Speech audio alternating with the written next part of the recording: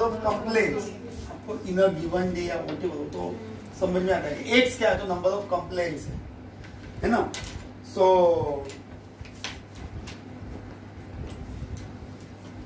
Number of complaints per day हमने assume कर लिया। So probabilities of X is equals to 2। Formula तो आपका ऑलरेडी सेट है, फॉर्मूला विद सब्स्टिट्यूशन भी है। क्या आएगा यहाँ पे 0.01834 फैक्टोरियल 16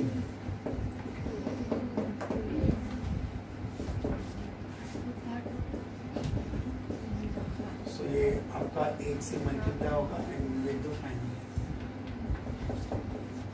सेकंड सब क्वेश्चन क्या, probability of at most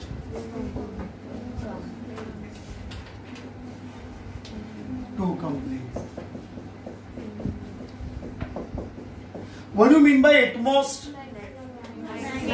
Maximum. At most. See, at least का मतलब होता है मिनिमम, at least मतलब मिनिमम एंड at most मतलब मैक्सिमम। मैक्सिमम 2 कंप्लेन आना चाहिए, उससे कम आएगा तो जब भी कुछ भी आपको मैक्सिमम दिया, यहाँ पे रिवर्स होता है पता है ना, मैक्सिमम दिया है तो मिनिमम लेके आना और मिनिमम दिया होगा तो आपको मैक्सिमम। कम से कम 2 कंप्लेन होता तो आप आगे ले सकते, बट यहाँ तो मैक्सिमम 2 ही कंप्लेन है, आप कितना ले सकते हो? मैक्सिमम एट मोस्ट 2 मीन्स के वी कुड आइदर 2 तो रहेगा ही ना, ज्यादा से ज्यादा 2 या उससे कम।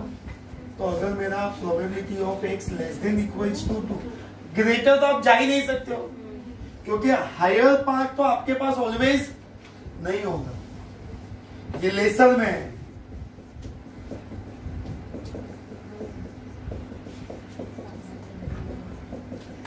जीरो 1 2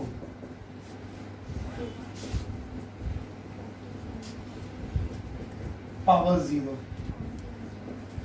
फैक्टोरियल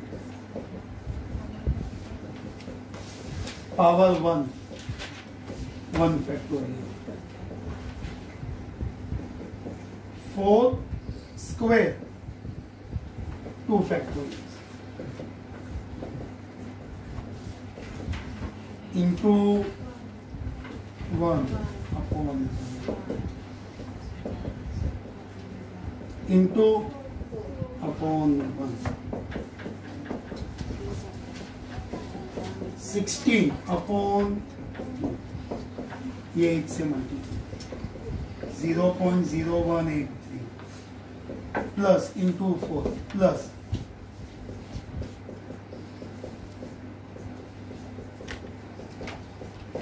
1 2 3 ये तीनों को आप कैलकुलेट करेंगे। सी ये अलजेब्रिक पार्ट को मैंने सिर्फ यहाँ पे लेफ्ट रखा है कि आप उसको कैलकुलेट करके लिख सकते हो। सी वन मोर थिंग, अगर आप क्वेश्चन वाइज प्रॉपरली चेक करेंगे बैंक मैनेजर को every day on an average, जरूरी नहीं कि एवरी डे उसको एवरेज है, कभी कम भी मिल सकता है कभी, बट 4 का एवरेज रहेगा। तो यहाँ पे लिखा है कि x is number of complaints and that x follow the Poisson distribution of n. What is n? Complaint. Average कितना आ गया आपका यहाँ पे 4, इसको काउंट करेंगे and you will get the answer. समझ में आया क्या करना है? ओके चलो कॉपी कर लो बेटा इसको। Now question number 5. A car firm has 2 cars. In the sense कि एक कार फर्म है, उनके पास 2 cars. Okay next, which are hired out day by day, मतलब उनके पास 2 कार है, वो दोनों क्या करते हैं hired out in the sense कि डेली रेंटल बेसिस पे देते हैं। The number of car hire on a day follow the Poisson distribution with mean is 1.5। देखो ध्यान से समझना, सी फर्म के पास कितनी कार्स है 2, मतलब पॉसिबिलिटीज ऐसा होगा ना कि कोई दिन दोनों कार जाती होगी, कोई दिन एक ही कार गया होगा, कोई दिन नहीं भी गया होगा, और कोई दिन हाफ डे जाके आया, मतलब डिपेंड। बट कंपनी अगर कार रेंटल दे सकती है तो मैक्सिमम कितना कार दे सकती है 2, और मिनिमम कितना हो सकता है 0, क्योंकि नहीं गया कुछ भी जिस दिन, तो उस दिन का रेंटल कितना हो जाएगा 0। मतलब यहाँ पे रेंट में कार को देने के जो चांसेस है, it may be 0, it may be 1, it may be 2।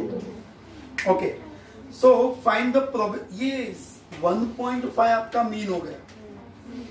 Find the probabilities no car is use on a given days, some demand is refuse on a given day. Okay, see थोड़ा एक information यहाँ पे आप note कर लेते हैं। यहाँ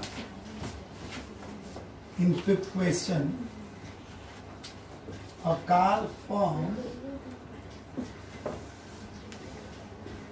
has 2 cars. Let x is equals to number of cars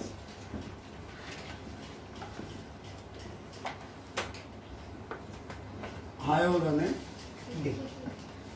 Every day कितनी कार हायर हुई, इन द सेंस रेंट पे गई, वो आपका x है। x follow the Poisson distribution with m, and m is equals to 1.5, which is also given. So by PD in the sense Poisson distribution,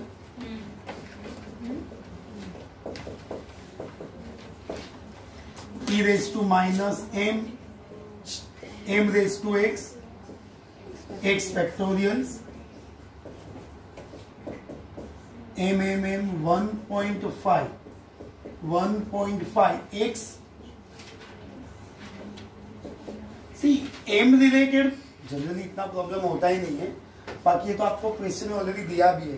and what is the e raised to 1.5, 0.2231,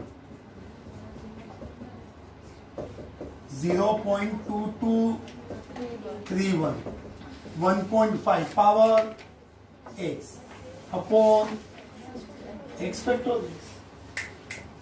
ये आपका standard format बन गया this one.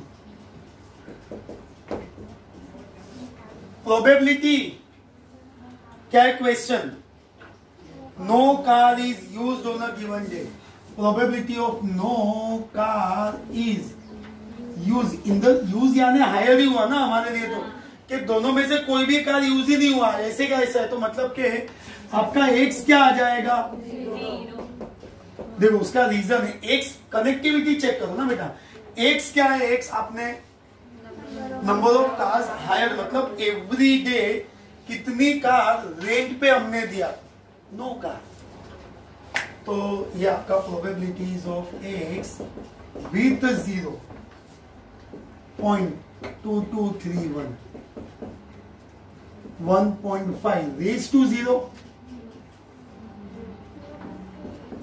So finally we got the answer directly 2 to 3. Okay, ये मेरा final answer हो गया सब question number 1 का। Probability second sub question, some demand is refused. Probability of some demand is refused x, and your question. See, try to understood the concept how we discuss कि some demand is refused. Suppose you are the owner of the car. You are owner of the car. How many car you have? 2. Suppose के आपको morning में booking के लिए call आ रहा है, you go to 1 call कि आपका booking require है, तो आप बुकिंग अलाउ करेंगे? यस। तो आपने बुकिंग अलाउ किया, रिफ्यूज किया क्या? नहीं नहीं, कार है ना, देना है, रेंट पे ही, बिजनेस है, तो भाई आओ कार रेंट पे लेके। दूसरा कॉल आया, आप क्या करेंगे? उसको रिफ्यूज करेंगे? नहीं। क्यों? है ना हमारे पास और एक कार है, लेके जाओ भाई रेंट पे। वापस से एक कॉल आया थर्ड कार के लिए, आप क्या करें? है ही नहीं, बिकॉज ध्यान से समझना, फिर वो अंदर अंदर वाला धंधा मत सोचो, सर हम किसी से लाएंगे, वो दिमाग मत लगा, जो है वो बेच, बाजू वाले की दुकान से लाके बेचना नहीं है। यहां पे देखो, फिर से बैक टू द पॉइंट, आपका कंसेप्ट समझो प्रोबेबिलिटी का। आप रिफ्यूज कर रहे हो ऑर्डर को, बट कब? जब मेरे पास ऑलरेडी 2 कार था, उसको रेंट पे देने के बाद, अंडरस्टूड बेटा, Sita and Gita, understood what you can just इसको स्टॉप करना बेटा।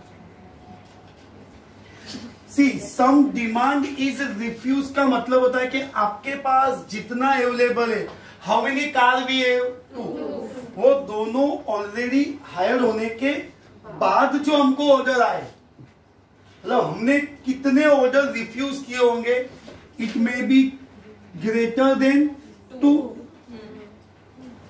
2 तक तो रिफ्यूज ही नहीं करेंगे, क्यों?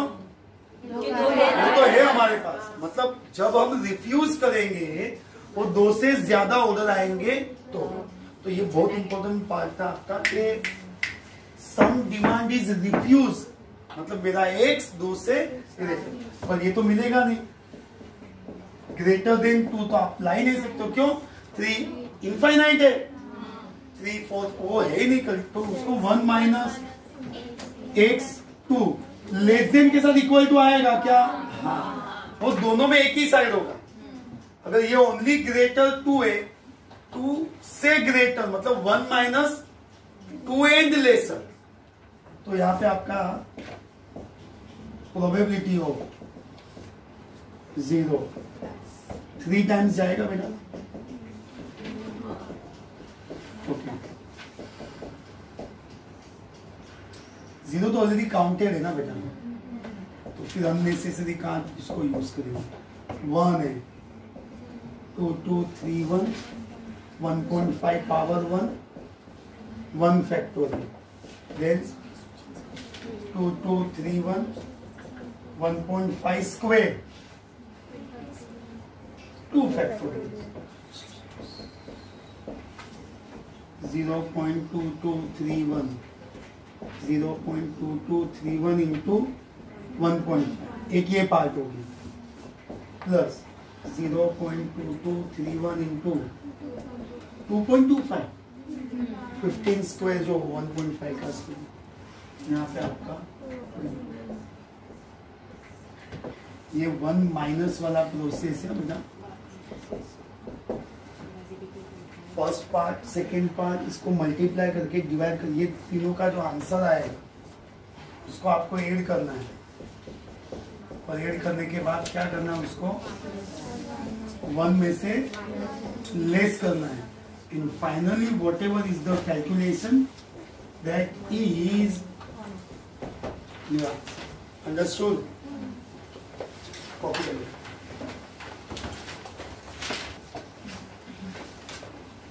Now question number 6.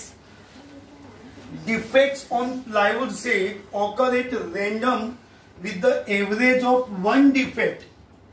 Average of 1 defect per 50 square feet. Underline the word average. And average of 1 defect, मतलब यहाँ पे ये कंसेप्ट है कि अगर मेरा प्लाईवुड सीट जो वुड होता है नॉर्मली, जो प्लाईवुड सीट अगर 50 सीट का है, सॉरी 50 स्क्वायर फीट का है, तो 50 स्क्वायर फीट में कितने डिफेक्ट के चांसेस है? 1 defect on average of 50 square, तो 1 डिफेक्ट है। So find the probability that such a seat has first one no defect, second at least 1 defect, ठीक है, वो सब तो आपको काउंट करना है यहाँ पे। So as a question wise,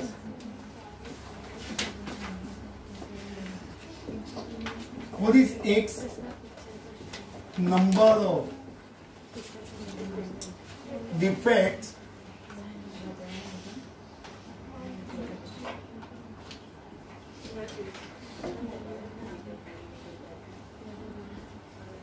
okay, so what is X here? Number of defects on a plywood sheet.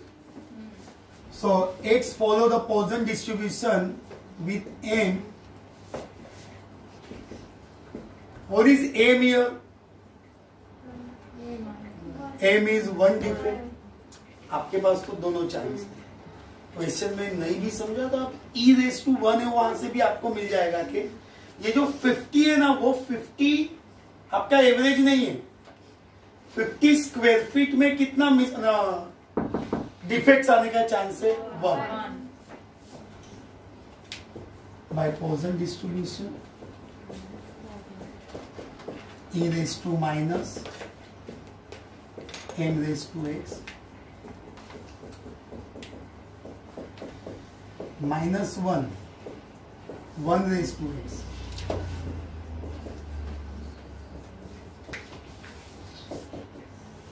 What is the e raised to minus 1?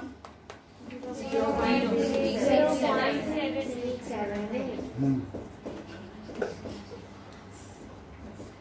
Okay, अभी आपके सब question. First one is no defect. First one, probability of. So question wise defects को आपने x लिया है. Hello, defects को आपने, और x is no defect. No defect means 0. आपका जो प्रोबेबिलिटी आएगा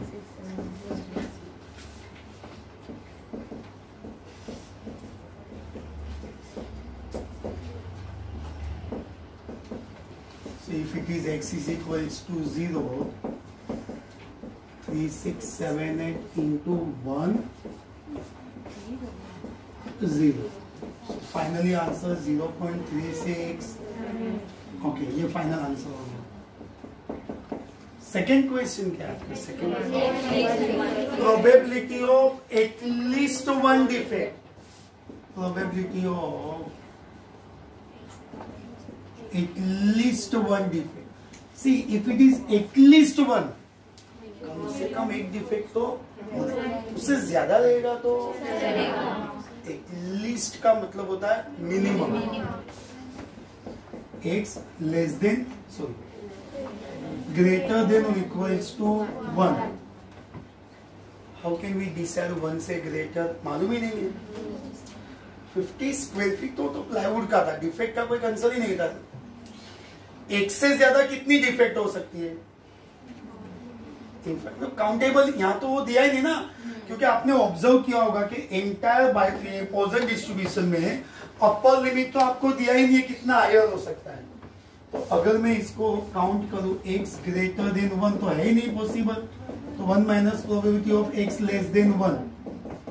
1 minus probability x less than 1 is 0.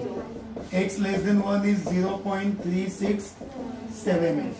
and whatever is the calculation is your answer. Easy. आपको ये जो m फाइंड करना है वो सबसे इंपॉर्टेंट पार्ट है.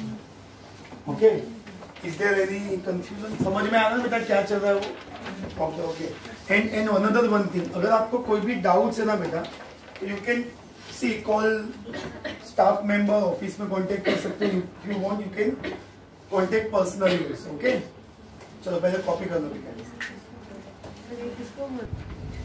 So the question number 7, it is known that in a certain area of a large city, the average, underline the word average, the average number of rates per bungalow is 5. मतलब ये तो bonus है, हर बंगले में 5 rates दिया है ना, हर बंगले में एवरेज 5 रेट तो है.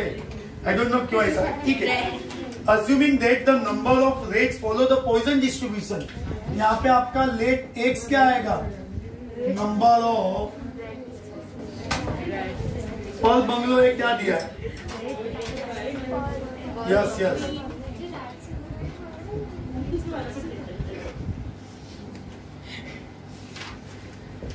So x follow the Poisson distribution with m, with average कितना है?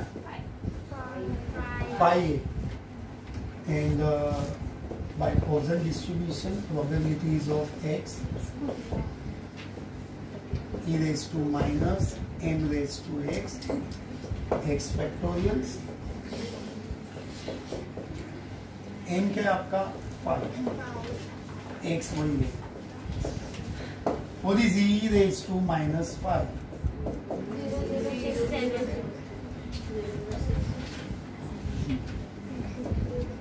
It's something like printing error है, but it's okay. 4 digits है ना, 0.0067. And we just discuss the sub questions, फिर उसका एक्सटेंडेड तो आप कर लेंगे. First one, exactly 5x.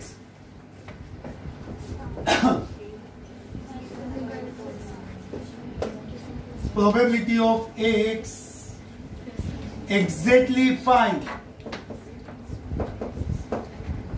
So you can understood कि आपको क्या करना है.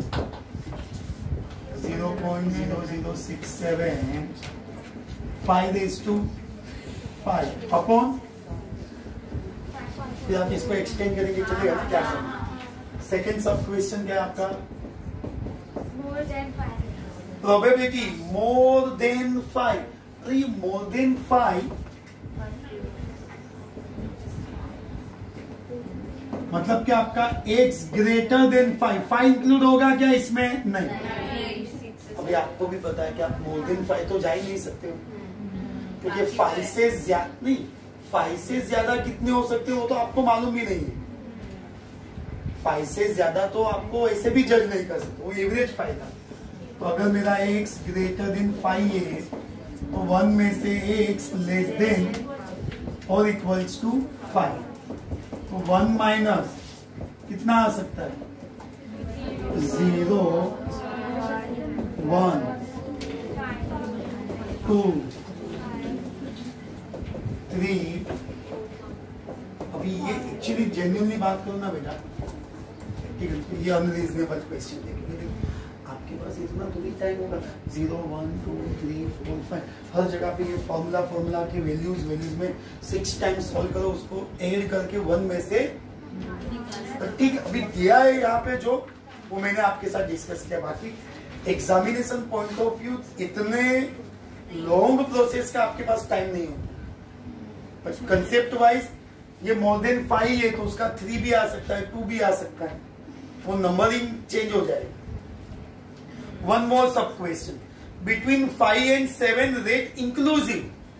ये inclusive का मीनिंग समझना जरूरी है बेटा.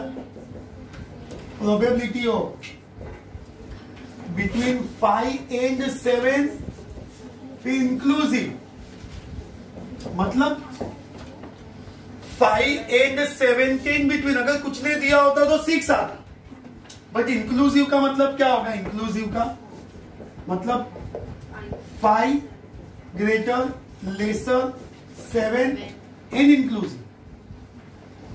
5 से ग्रेटर 7 से लेसर एंड बोथ इंक्लूसिव.